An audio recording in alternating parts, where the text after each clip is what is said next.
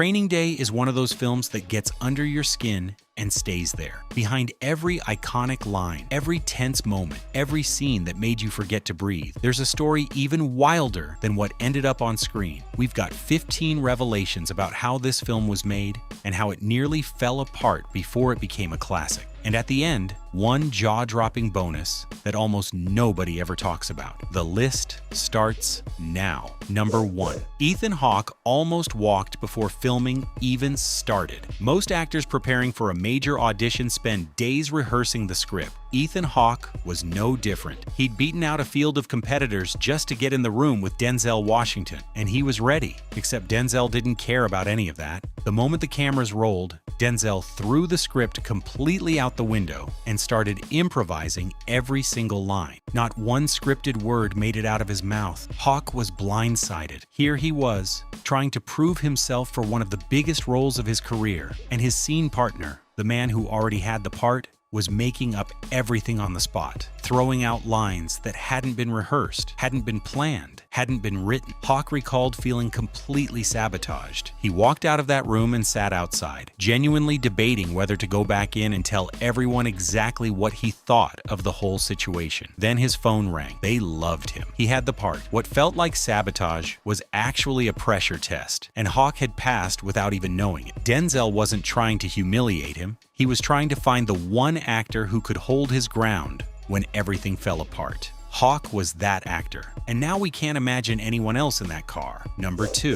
The NAACP confronted Denzel on set about playing a villain. For 2 decades, Denzel Washington had been one of Hollywood's most trusted screen presences. He played Malcolm X, he played Reuben Carter, he played soldiers, lawyers, and principled men fighting impossible odds. Even his flawed characters had codes they lived by. So when word got out that he was about to play a corrupt, murderous, drug-stealing cop, people were not happy. According to Ethan Hawke, representatives from the NAACP actually came to the set to confront Denzel directly. They wanted to know what he thought he was doing. The concern was genuine. Denzel had become a cultural institution, and this particular choice worried people who cared deeply about representation. Denzel's response shut the conversation down immediately. He pointed out that Al Pacino plays villains. Gene Hackman plays villains. Nobody questions their artistic choices or asks them to be role models through the roles they accept. He wasn't going to hold himself to a different standard. He was an artist, and he was going to be a role model by being great at his craft. He was right on every level. He won the Academy Award, and Alonzo Harris became one of the most studied, most quoted villains in film history. Great art sometimes requires going somewhere uncomfortable. If you are enjoying this, take 2 seconds and leave a like. Subscribe if you want more videos like this.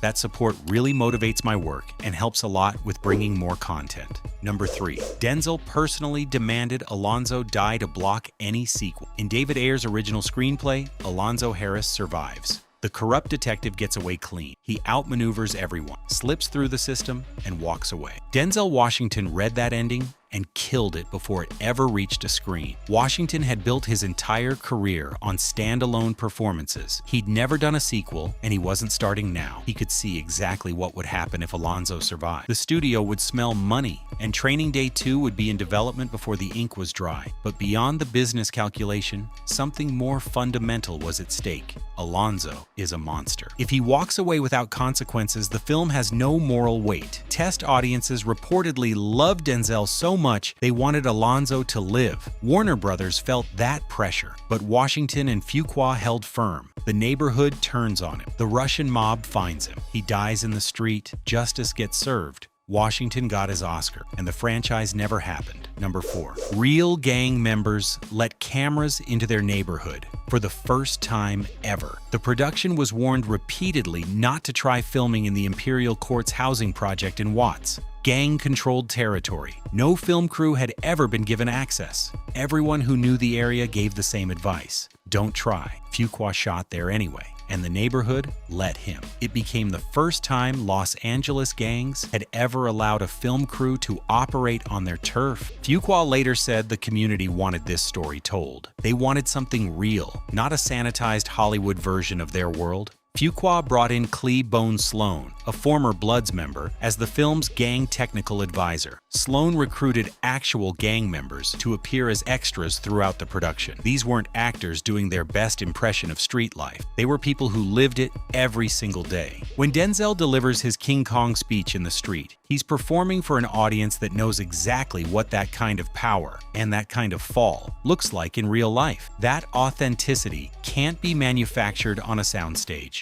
Number 5. Denzel studied a real corrupt cop and grew his beard to match him. Alonzo Harris didn't come from nowhere. He was rooted in a real person, Rafael Perez, the LAPD officer at the center of one of the most devastating police corruption scandals in American history. In the late 1990s, Perez was caught stealing cocaine from police evidence lockup. When cornered, he made a deal and started talking, and what came out was staggering. The Rampart Division scandal exposed systematic corruption inside the LAPD, officers framing innocent people, planting evidence, stealing drugs, conducting unjustified shootings, operating with the impunity of organized crime. More than 70 officers were implicated. Over 100 criminal convictions were thrown out. The city paid over $125 million in settlements. David Ayer had actually written Training Day in 1995, years before any of this became public. He knew what was happening beneath the surface. When the scandal broke in 1999, his script went from controversial to prophetic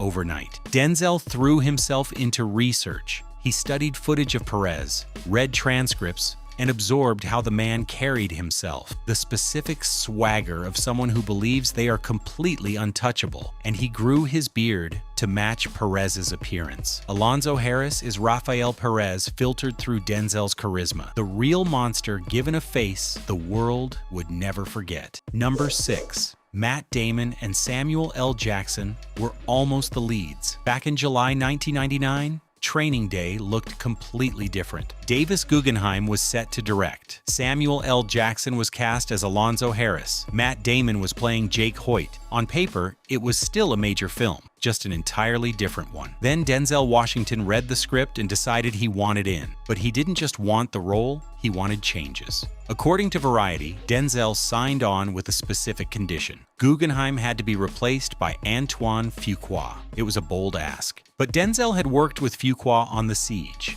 and trusted his ability to capture raw, gritty, street-level intensity. Guggenheim's style was more polished. Denzel wanted something darker. Warner Brothers agreed. When you're Denzel Washington, you have that leverage. Jackson and Damon were out. Fuqua opened the search for a new Jake Hoyt, and 15 actors walked through the door, including Tobey Maguire, Paul Walker, and Ryan Philippe. Only one survived what came next. Number 7. The director secretly told gang members to intimidate Ethan Hawke. The card game scene is one of the most suffocating sequences in Training Day. Jake Hoyt sits surrounded by real gang members, trying to look like he belongs, while everything inside him is screaming. The fear on Hawke's face is so visceral, it barely reads as acting. That's because it wasn't, at least not entirely. Fuqua had given the men at the table private instructions before filming began. He told them to mess with Hawke, improvise, test him, blur the line between performance and genuine threat. Hawke had no idea this was coming. He showed up thinking everyone was working from the script. Instead,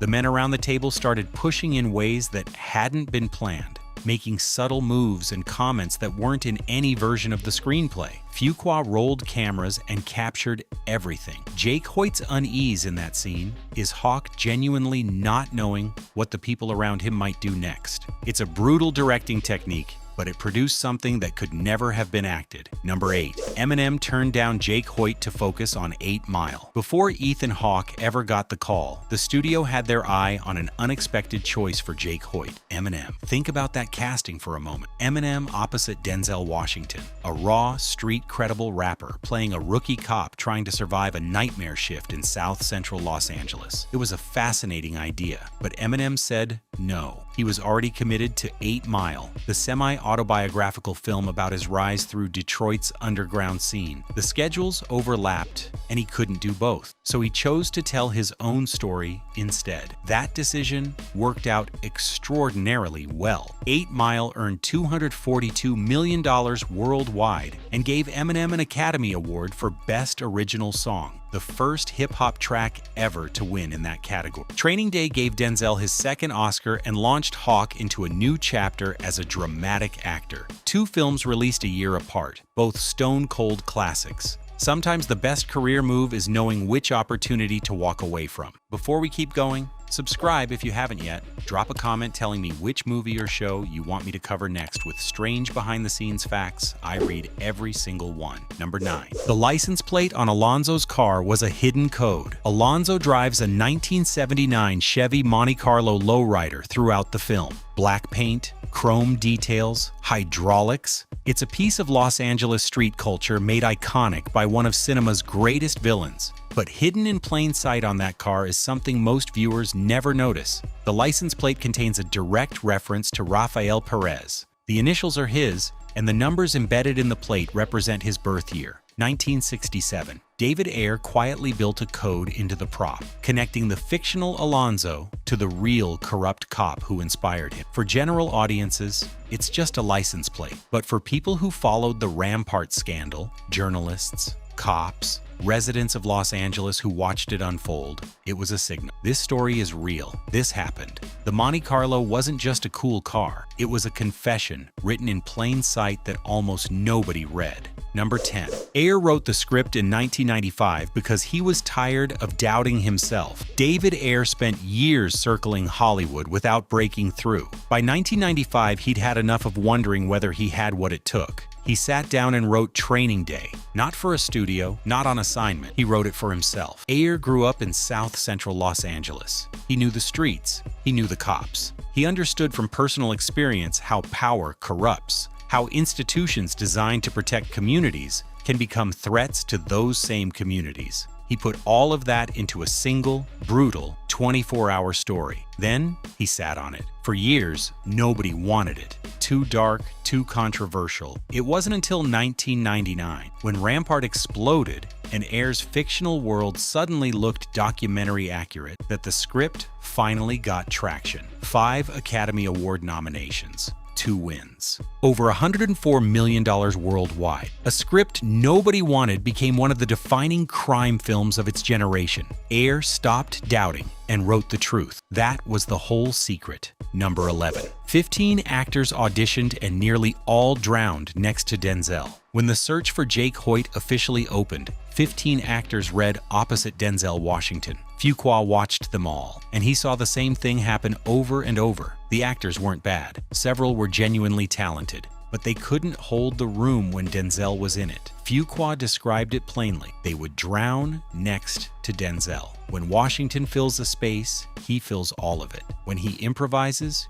you either keep up or disappear. When he fixes his eyes on you, you either hold that gaze or you fold. Tobey Maguire tested. So did Paul Walker, Ryan Philippe, and Freddie Prinze Jr. None of them could do it. Then Ethan Hawke walked in. Hawke had spent years doing independent films with Richard Linklater. Low budget, heavily improvisational work where you had to be present and reactive to survive. He wasn't intimidated. When Denzel threw out the script, Hawke matched him. When Denzel tried to dominate, Hawke pushed back. He was the only one who didn't drown. That's why he got the role. Not because he was the most technically accomplished, but because he was the only one who wouldn't vanish. Number 12. Denzel improvised the gun-rubbing scene and shocked everyone on set. There's a moment in Training Day that stops people cold every single time. Alonzo confronts a group of armed men in a volatile situation where the numbers clearly aren't in his favor. And instead of threatening with words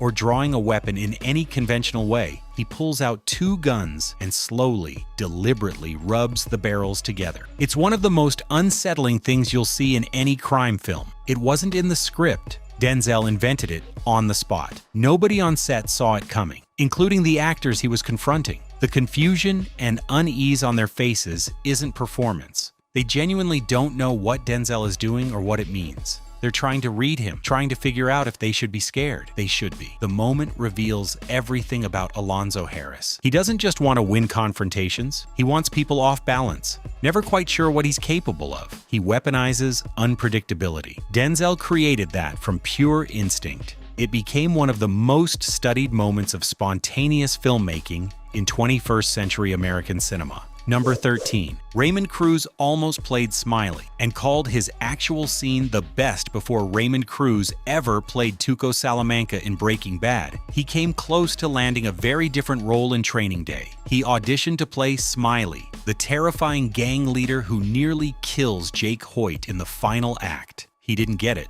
Cliff Curtis landed the role instead. But Fuqua saw enough in Cruz that he didn't want to let him walk. Fuqua cast Cruz as Sniper, one of the gang members in the poker scene. The 15-page sequence where Jake realizes he's completely alone and every move could be his last. Cruz called it the best scene in the entire film, and he brought something most actors couldn't manufacture: authentic lived experience. He grew up in East Los Angeles, surrounded by the violence depicted on screen. He had relatives in gangs. As a child, he witnessed a shooting at close range. Years later, Vince Gilligan needed someone to play a psychotic meth dealer for a small cable show. Cruz drew on that same reservoir of experience to create Tuco Salamanca, one of television's most explosive characters. Training Day is quietly where that journey began. Quick reminder to subscribe if you are enjoying these revelations. And tell me in the comments, do you know any strange fact about this movie that I didn't mention? Let's build the list together. Number 14. Training Day was Denzel's first villain role after 20 years as the hero. For 2 decades, Denzel Washington had been building something priceless: trust. Audiences didn't just admire him, they believed in him. Parents pointed to his characters as examples of strength and principle. Even when his roles carried flaws, those characters stood for something.